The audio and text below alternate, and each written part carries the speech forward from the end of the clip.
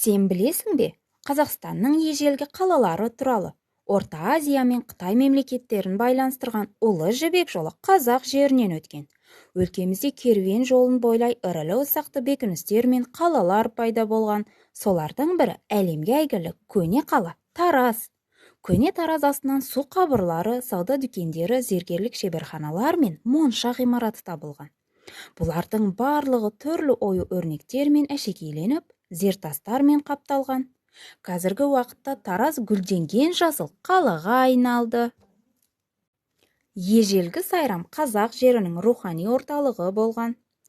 Ойшылдар, философтар, әулиелер, дин таратушылар шыққан жер. Сайрамда бүкіл түрік халықтарының рухани көсемі Ахмет Яссауи 1103 жылы дүниеге келген. Әке-шешесі қасиетті Ибрахим атай мен Қарашаш ананың мазарларын халық әлі күнге дейін қадір тұтады. Сарайшық 13 ғасырдың басында Жайық өзенінің жағалауында негізі қаланған орта ғасырдағы ірі саяси, мәдени және сауда орталығы. Ол шығыс пен батысты байланыстыратын сауда жолының бойында орналасқан.